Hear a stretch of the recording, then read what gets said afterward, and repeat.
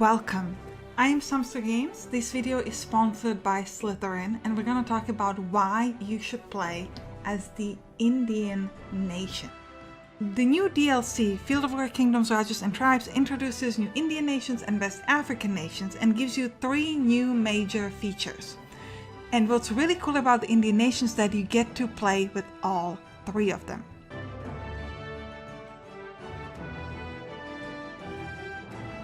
So there are 2 new ways to make legacy, and that's the great trades and the war campaigns.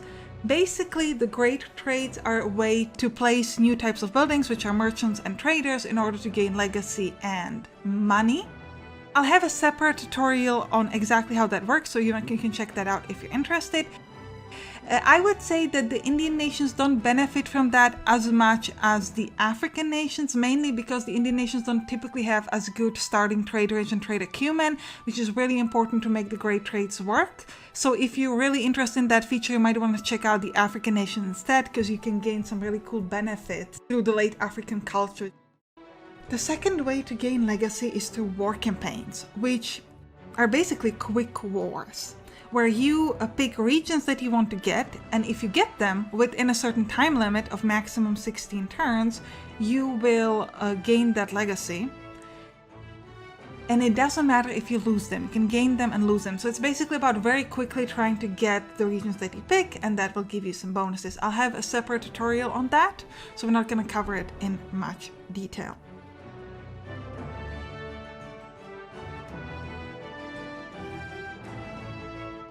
So, Eastern expansion.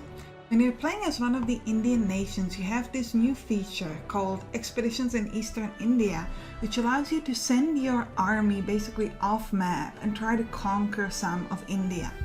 Here you can see the information on what you've got so far. So this is the strength that you currently have away. We have very low, that's just 19. It's equivalent to army power that you see normally. Here you can see a picture if you have conquered a colony. So currently I just got 1, Indraprastha, but eventually we're going to get more. And here on the left, you can see which bonuses are applicable for you at the moment. There are up to 3 total. 1 is if you have a royal palace. Another is if you don't exceed low war wariness. And the third one is if your military expertise is 6 or above. So let's send some units to India. All the units that are sent are basically destroyed, and you don't have to pay their maintenance, upkeep or anything. You just send them over and they're gone. So you can see that my current military upkeep is 174, and basically what's going to happen on the next turn, see that the military upkeep gets lowered. So you will typically send around 100 power. It isn't exactly precise, depending on like how big are your units. Sometimes it will take a little bit more. So here you can see that I actually send a little over 100 because that's just how the sizes of the units. And then you're going to be able to see that the military upkeep changes. So we had 174, we were able to send the units, so now our upkeep is only 113. This can be pretty useful if you are struggling with money and manpower and you need to disband your army. Normally if you didn't have this feature, you would just have to disband your army, but here you can actually send them and they can still bring you legacy and authority and money. Alright, so what if you had this big unit here, 235 power, but you didn't want to just send a random 100 power of that to Eastern India. You wanted to only send specific units. There's a way to do that. Basically, you decide who you want to send. For example, these guys, I will split them. And you will take the rest of the army and you will garrison them. Because whoever is garrisoned, they're not going. So then we have to wait for them to get garrisoned, and then we can send the other unit away.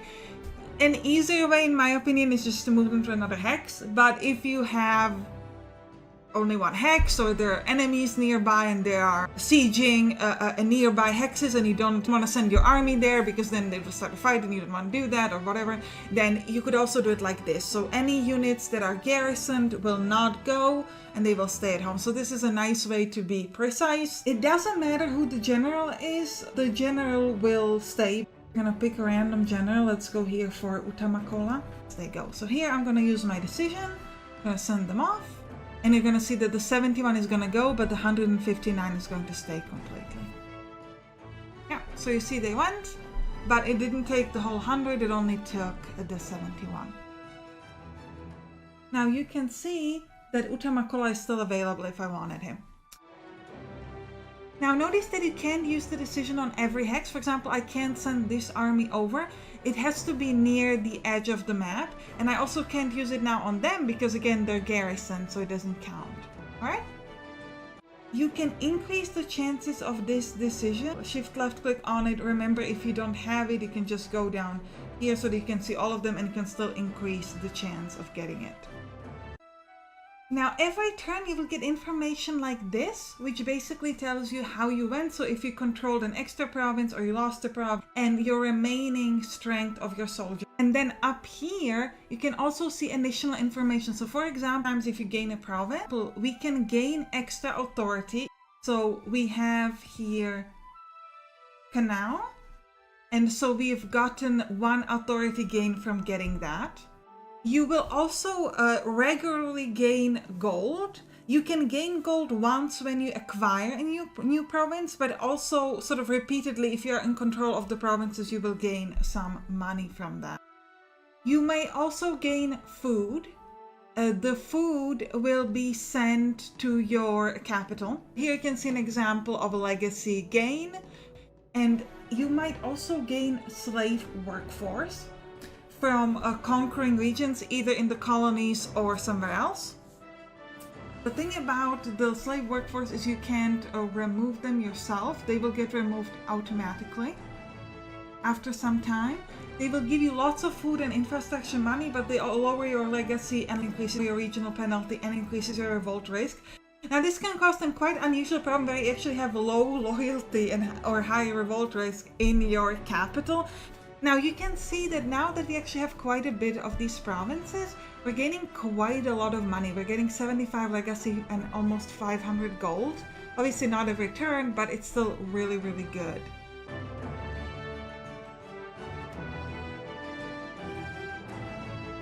Next, let's talk about religion and interesting traits. So typically you're going to have this Indian culture or potentially late Indian culture, which is a better way of the same thing.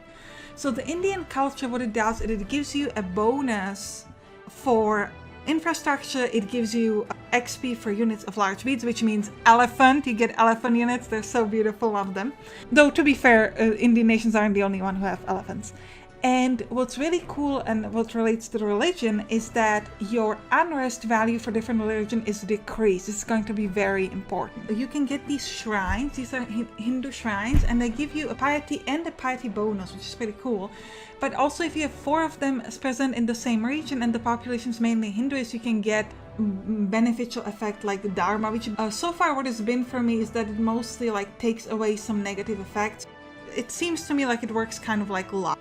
Then here we have cults. You might have secret cults or regular cults. They speed up war exhaustion, which is obviously bad for your eastern expansion or the colonies because it will increase your war wariness. But mainly it reduces authority. They're not that hard to remove. You need to basically keep an army there and wait there, but the chances of success are not very high. So basically you're blocking off an army of certain size that has to stand there for a long time. Or once you get a big enough population, this is not going to be a problem, but again, that can take a while. And with regular cults, you can use the remove civilized decision, but again, you have to have that decision. And if you have other impediments or other things that can be removed with the civilized, for example, huddled shanties, you have basically no guarantee that you're going to be taking away the cult and not the huddled shanty.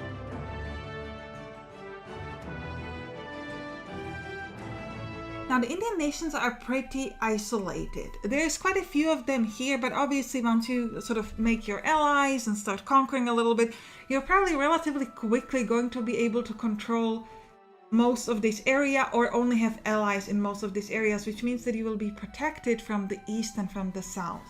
Up here in the north, this entire area is covered by mountains, so it's pretty hard to move, and you will often have this thing where you can't move in this region.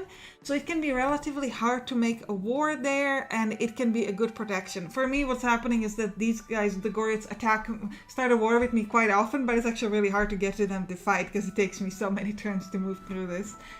But it does work as a protection the other way. This is fantastic, right? You're protected from basically 3 directions. Well, that should be great news. Well, the problem is what's on the west, and that's the Celiacs. They're big, they're strong, and they love to fight. So to give you just a sort of fun example, I once had to fight 72 units army of theirs. Now this was a combined from one of their vassals as well, and I won, as you can watch right now, because I worked smarter, not harder. My units basically had better experience, were just stronger.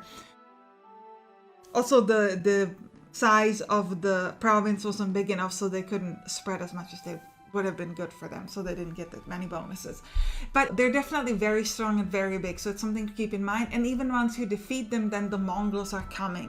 Also, another like relatively big problem is that once you take over the Indians or make them your allies, most of your neighbors are going to be Muslims. So you're going to have to deal with the religion conversions. You have the Indian culture, so the negative is lowered, but it's still something that you'll have to like think about. You have to build a lot of religion conversion buildings, and I hope you enjoyed this video. Bye bye.